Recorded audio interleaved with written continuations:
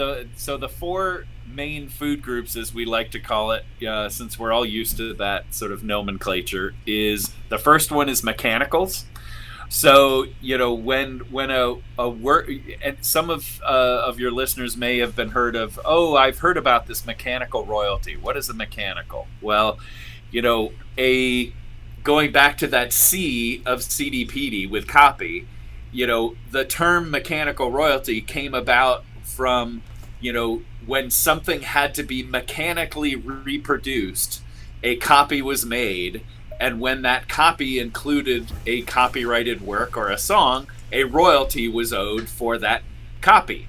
And of course, back in the original days of music publishing, that was like, the piano rolls that were manufactured and put in the player pianos. But we, of course, are all used to more of the, CDs, vinyl. All of these sort of products are mechanically reproduced. A machine is creating them and making the copy. So every time a copy is made, a royalty is owed. And and then the mechanicals, we'll get into, I'm sure a bit deeper in a second. I don't want to stay off the four. We'll cover the four main ones for now, but there's also the interactive streaming part of mechanicals. But let's just, for now, cover mechanicals is that, anything that relates to a copy, right?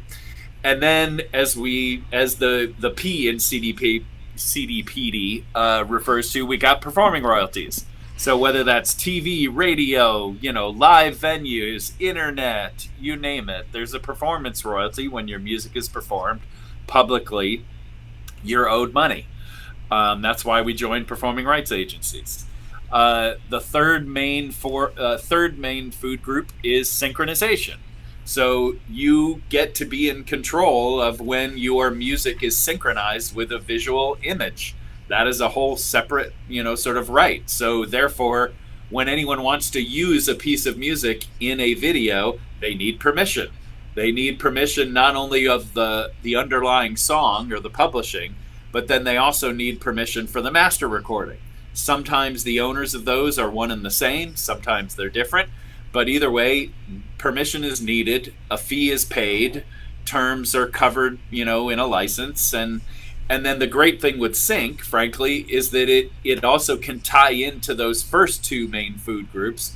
Because, of course, every time something gets synced and then gets put in a theater outside the United States or on television, because theaters in the United States don't generate public performance royalties, but we do obviously on television.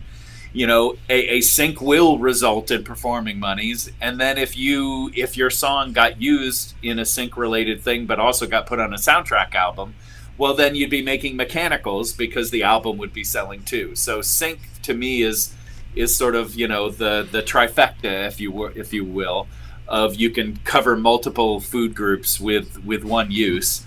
And then the fourth and final food group is print, which is sheet music. What's becoming more and more popular these days is monetizing lyrics. So you've got, lyrics that are either getting shown, on websites or being reproduced on T-shirts or what have you. And sheet music now is a very small part of the income one can make in publishing, but ballads in particular sell extremely well with sheet music, because a hit ballad, everyone wants to learn to play them on the piano or on guitar. So you're going to go to your local music store and maybe buy that $4 or $5 piece of sheet music. You're going to go to sites like musicnotes.com and you're going to download the digital version, and then you're going to print it out and learn it. So it's an important part of all of this. It's just compared to sync, mechanical, and performance, it's a much smaller percentage. But those are the four main food groups, and there's lots of different Alice in Wonderland holes we could go down, not only domestically but internationally. But generally, those are going to be the four groups worldwide.